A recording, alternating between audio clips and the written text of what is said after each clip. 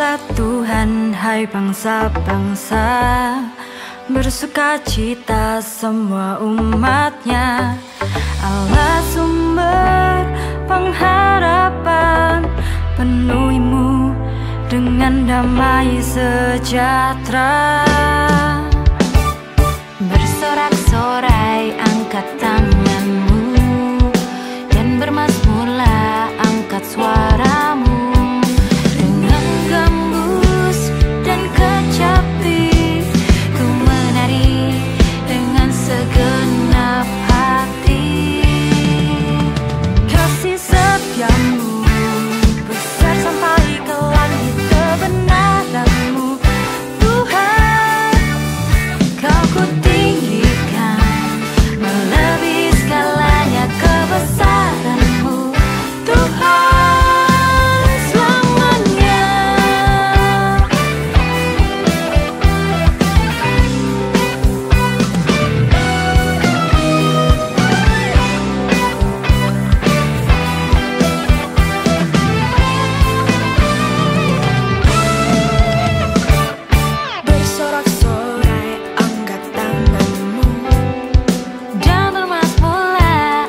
Suaramu dengan gembus dan kecapi, ku menari dengan segenap hati. Kasih setiamu besar sampai ke langit, kebesaranmu Tuhan, kau ku tinggikan melebihi segalanya, kebesaranmu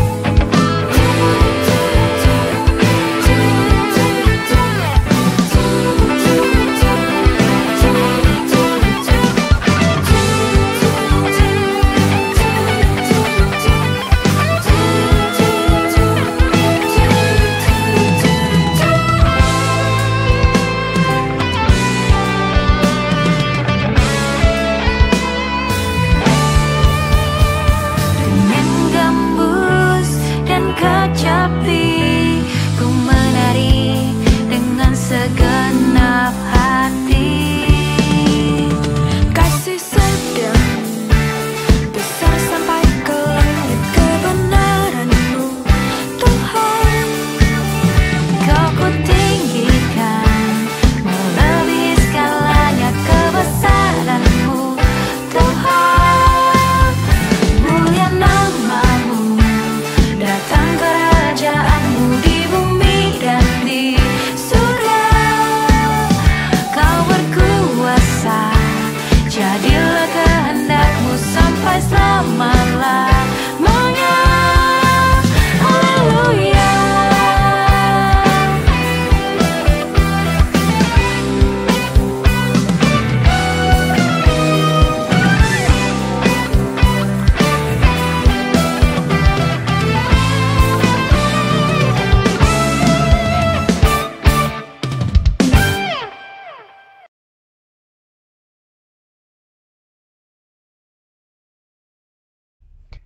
Shalom Bapak Ibu Saudara sekalian dalam Tuhan Yesus Kristus, bertemu kembali dalam ibadah Gereja Yesus Gembala.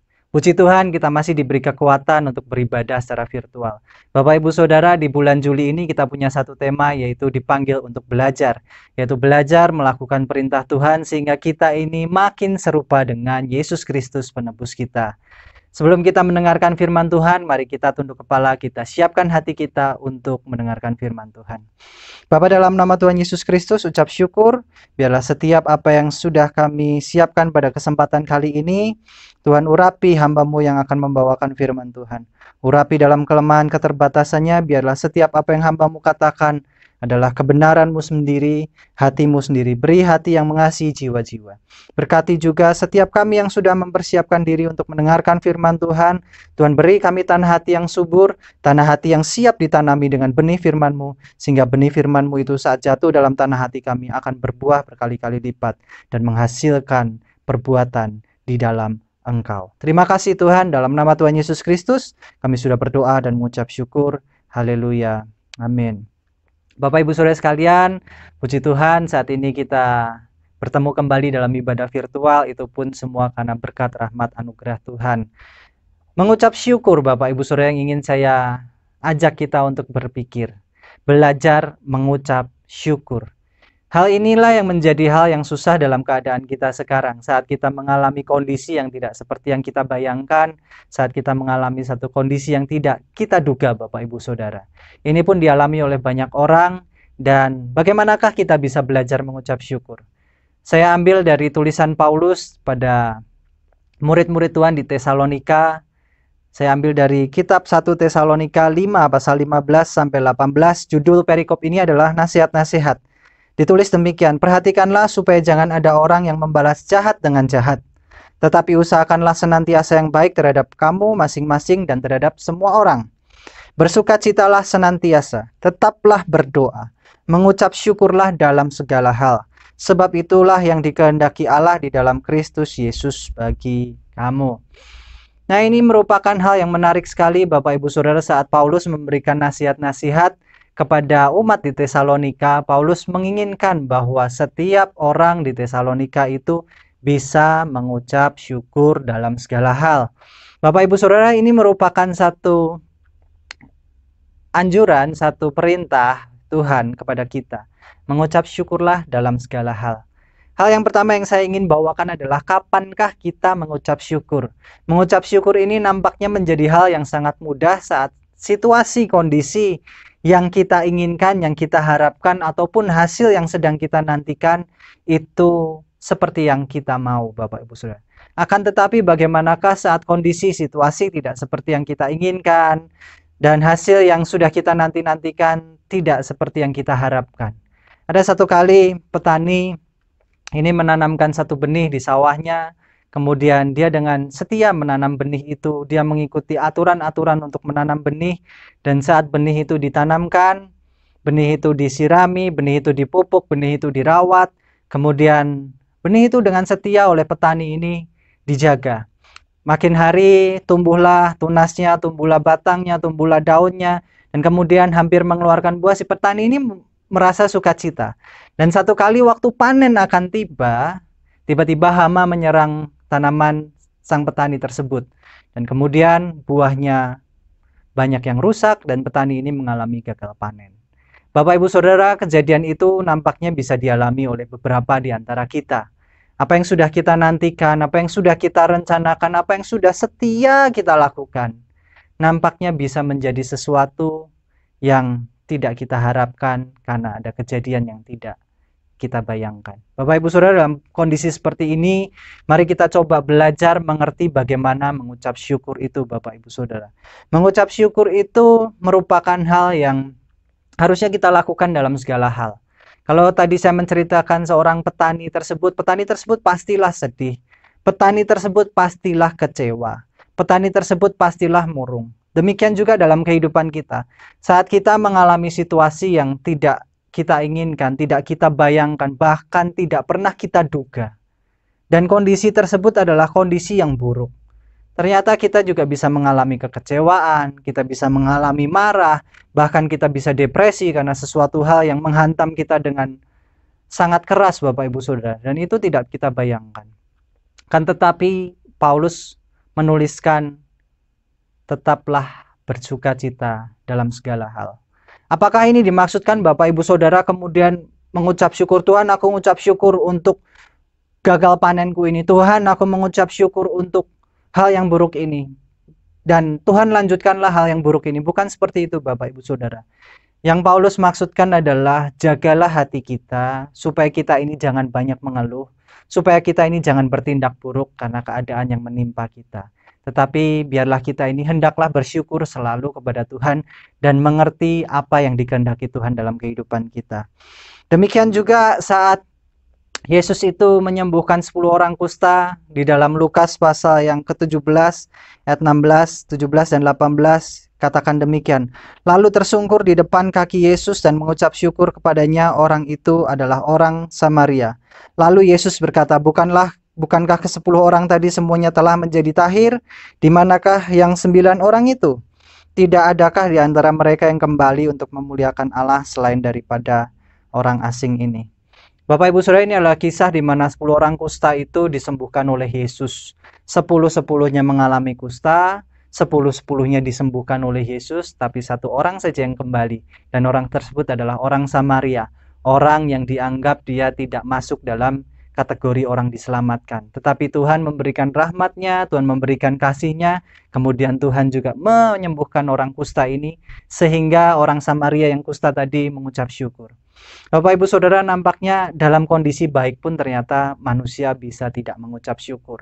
Apalagi dalam kondisi seperti ini. Sudah keadaan tidak baik, sudah tidak menerima berkat yang kita harapkan, banyak hal yang gagal dalam kehidupan kita, masa sih harus mengucap syukur? Ternyata Bapak Ibu Saudara, manusia itu kalau kita lihat bagaimana Yesus tadi, meskipun orang tersebut mendapatkan berkat yang luar biasa, meskipun orang tersebut itu diberkati dengan hal yang tidak dia bayangkan, meskipun mujizat terjadi dalam hidupnya, ucapan syukur itu ternyata belum tentu muncul. Bagaimanakah dengan kita Bapak Ibu Saudara? Kapankah kita mengucap syukur? Kita ini harusnya mengucap syukur untuk segala sesuatu yang kita alami. Tidak ada segala sesuatu yang kita alami ini di luar kendali Tuhan. Pasti semuanya itu ada maksud dan tujuan Tuhan dalam kehidupan kita. Hal yang kedua adalah dengan apakah kita mengucap syukur. Bapak Ibu Saudara, Paulus tadi menuliskan dalam 1 Tesalonika pasal 5 ayat 15, janganlah bertindak buruk kepada orang yang bertindak buruk kepada kita. Artinya adalah setiap kita ini berperilakulah baik terhadap orang yang memperlakukan kita buruk. Jangan membalas kejahatan dengan kejahatan. Cara kita mengucap syukur yang pertama ini adalah ajaran Yesus sendiri. Yesus mengajarkan dalam Matius pasal 5 ayat 44 mengatakan demikian. Tapi aku berkata kepadamu, kasihilah musuhmu dan berdoalah bagi mereka yang menganiaya kamu. Cara kita mengucap syukur pertama kali adalah dengan cara kita bertindak benar di hadapan Tuhan. Jangan kita membalas kejahatan dengan kejahatan. Saya yakin dalam kondisi seperti ini pun kita kecewa sama beberapa orang. Kita kecewa dengan keadaan, bahkan mungkin kita kecewa sama Tuhan.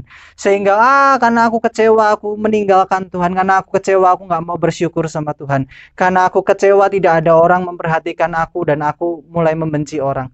Bapak Ibu Saudara, dalam kehidupan ini janganlah mudah kecewa. Karena Yesus justru mengajarkan sesuatu yang lebih. Kalau orang mengasihi orang yang baik saja, orang Farisi, orang berdosa itu bisa seperti itu. Tetapi Yesus mengajarkan satu kasih yang berbeda, satu tindakan, satu ungkapan ucapan syukur yang berbeda.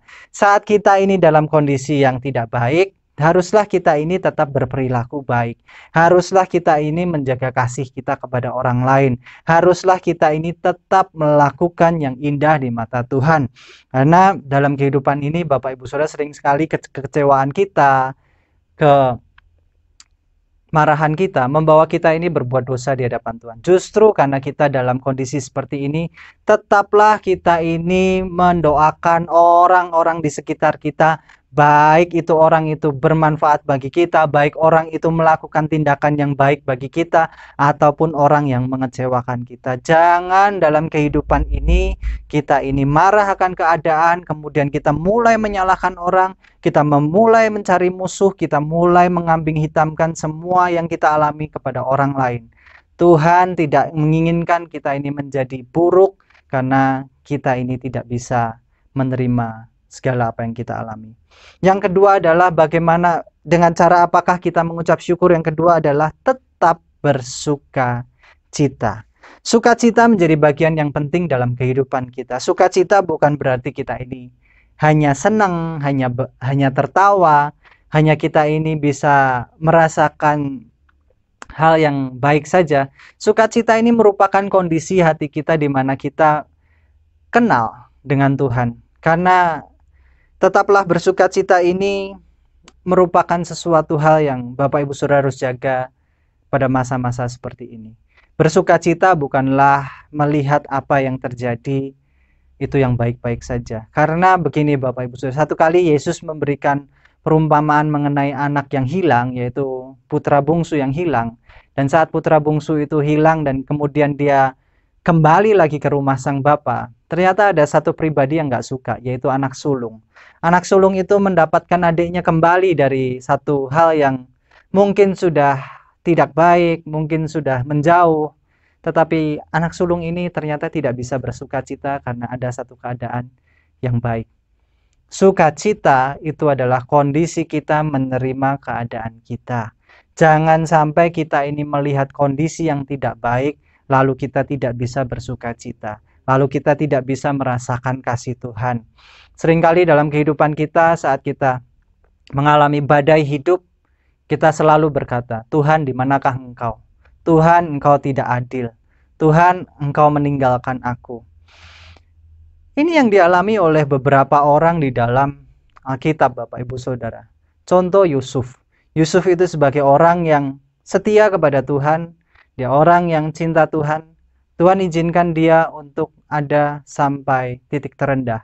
Yaitu di bawah sumur. Dia sampai menangis. Masuk penjara. Dijual sebagai budak, kemudian setelah dia naik tingkat dia dijatuhkan lagi ke penjara.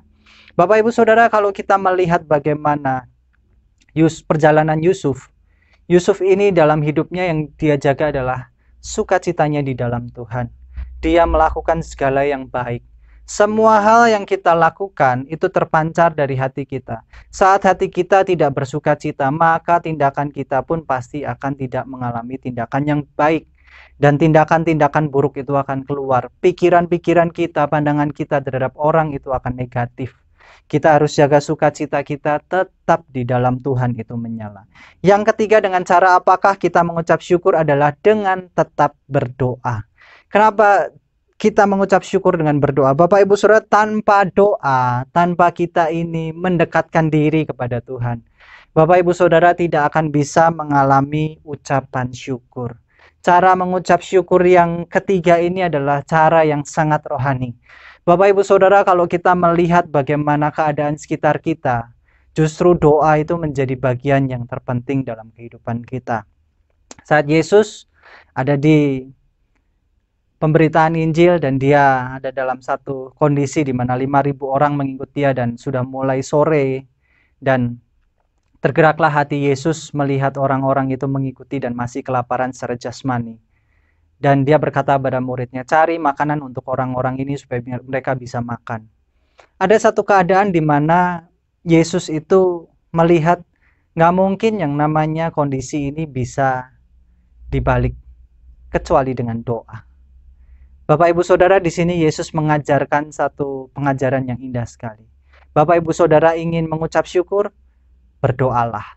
Pada waktu itu 5.000 orang itu sudah kelaparan, murid-murid kebingungan bagaimana mencari makan di tengah-tengah padang belantara, dan kemudian waktu itu nggak ada tempat makan yang cukup besar untuk memberi makan 5.000 orang. Kalau sekarang ada restoran yang bisa memberi makan 5.000 orang dalam waktu 1 atau 2 jam, restoran itu pasti restoran yang besar banget.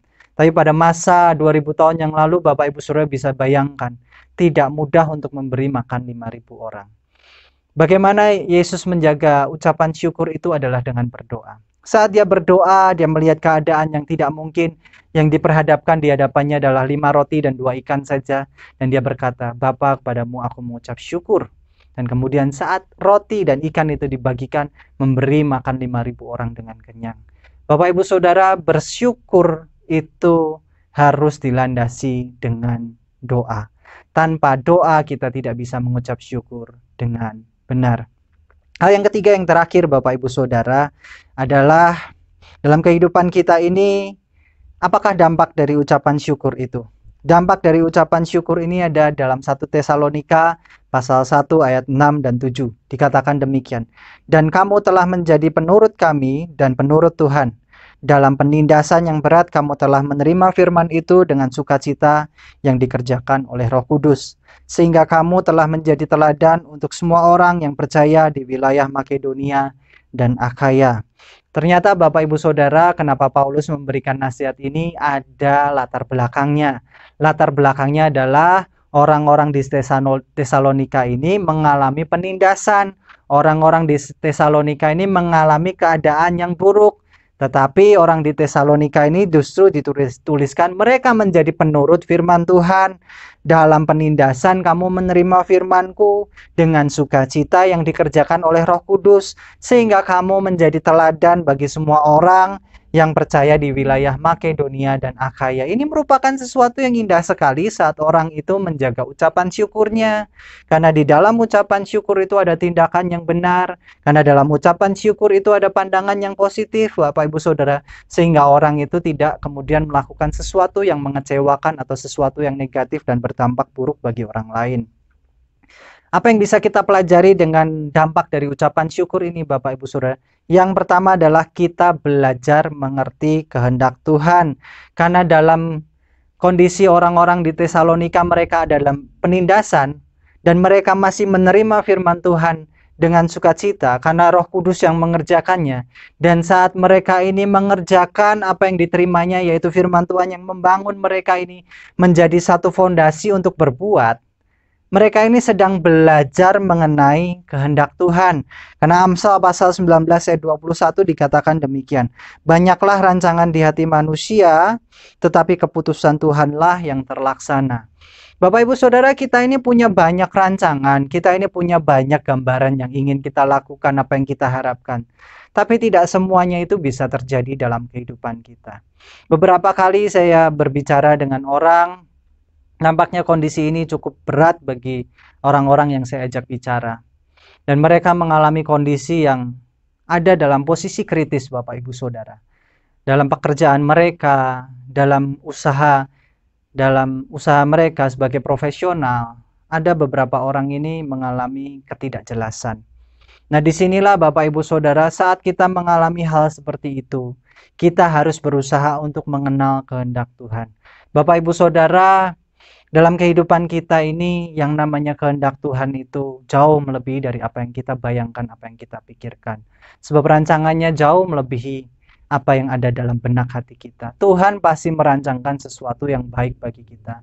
Asalkan kita ini tidak putus asa, asalkan kita ini tetap memelihara sukacita, asalkan kita tetap berdoa dan kita tetap berbuat baik bagi sesama kita. Dampak yang kedua dari kita menjaga ucapan syukur kita dalam kondisi seperti ini adalah kita ini jadi saksi bagi orang-orang sekitar kita. Saat kondisi seperti ini banyak keluhan-keluhan yang kita dengarkan, banyak keluhan orang masuk ke kita. Jangan sampai kita ini dipengaruhi oleh keluhan-keluhan orang tersebut. Justru dalam kondisi seperti ini kita ini belajar, Bapak Ibu Saudara, kita ini mengucap syukur. Kita ini memperlihatkan tindakan kita. 1 Tesalonika pasal 1 ayat 7, pada waktu orang-orang di Tesalonika ini mengalami penindasan, orang-orang sekitarnya melihat, dan yang dituliskan adalah demikian. Sehingga kamu telah menjadi teladan untuk semua orang yang percaya di wilayah Makedonia dan Akhaya. Jadilah teladan bagi orang di sekitar kita. Karena orang di sekitar kita pasti akan melihat apa yang sedang kita lakukan.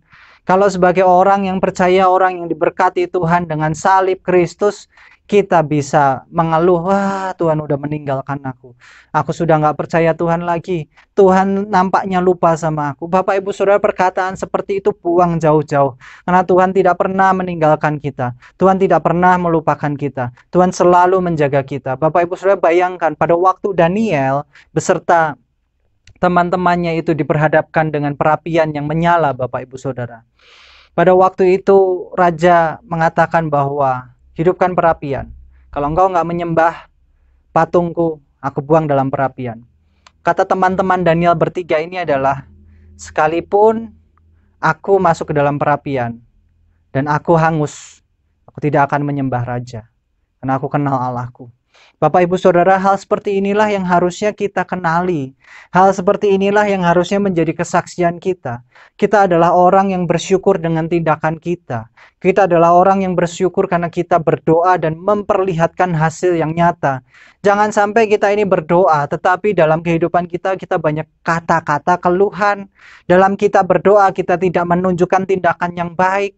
Cara tadi kita mengucap syukur dengan tindakan baik, menjaga sukacita kita, dan kita tetap berdoa itu adalah hal yang harus kita ucap, yang harus kita lakukan, sehingga dalam keadaan dimanapun kita bisa menjadi saksi bagi orang-orang sekitar kita.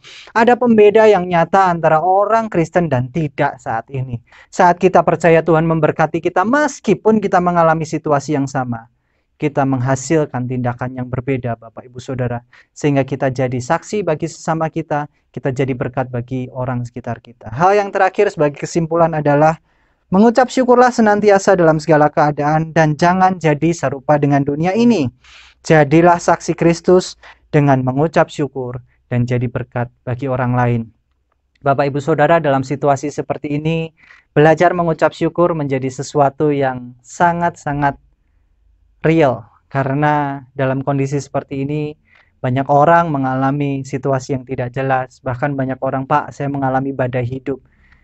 Bagi Bapak Ibu Saudara yang sedang menantikan kasih karunia Tuhan dalam kesehatan, dalam kehidupan apapun yang sedang kita alami, Bapak Ibu Saudara, jangan menyerah. Tetaplah bersukacita, tetaplah bersyukur, tetaplah berdoa, dan jangan melakukan yang jahat di mata Tuhan, tetapi berbuatlah baik meskipun orang lain memperlakukan kita tidak baik. Karena kita ini adalah umat-umat yang diberkati Tuhan dengan salib Kristus yang mulia, yang tidak akan lekang oleh waktu. Karena salib Kristus itu adalah pengharapan yang abadi bagi kita. Dan Tuhan tidak meninggalkan kita sampai selama-lamanya. Kiranya firman Tuhan ini boleh menjadikan penghiburan bagi Bapak Ibu Saudara, dan marilah kita belajar bersukacita senantiasa. Mari kita tunduk kepala dan kita mengucap syukur untuk firman Tuhan ini. Bapa, dalam nama Tuhan Yesus Kristus, ucap syukur dalam kehidupan ini kami boleh mengalami semua kejadian Tuhan. Kami percaya bahwa ada campur tangan Tuhan dalam kehidupan kami. Kami tidak ditinggalkan, kami tidak sendirian. Engkau Allah yang mendengarkan setiap apa yang kami lakukan, apa yang kami alami. Biarlah Tuhan yang menuntun jalan kami, Tuhan yang beri kami hikmat untuk mengambil keputusan. Berkati semua kami yang sedang dalam kondisi kurang mengenakan, dalam kondisi sakit, dalam kondisi putus asa. Kami yakin Kaulah satu-satunya jawaban bagi kami. Berkati Tuhan umat-Mu yang sedang menantikan jawaban doa. Biarlah mereka tetap bersyukur, tetap bersukacita, tetap melakukan yang baik di hadapan-Mu, dan tetap berdoa. Bapa, kami juga berdoa, sebentar kami akan berpisah satu dengan yang lainnya. Biarlah berkat rahmat anugerah pemeliharaan dari Allah Bapa yang maha baik, berkat cinta kasih dan pengampunan dosa Tuhan Yesus Kristus, berkat pertolongan dan penghiburan dari Allah Roh Kudus, menyertai memberkati kami semua, sampai Tuhan Yesus datang kedua kali di dalam kemuliaan. Semua yang percaya, katakan haleluya, amin. Ibadah virtual Gereja Yesus Gembala sudah berakhir, Bapak Ibu Saudara. Tetaplah kita ini jaga ucapan syukur kita, dan biarlah kita ini jangan sampai dipengaruhi oleh keadaan ini. Belajarlah untuk bersyukur selalu. Tuhan Yesus memberkati.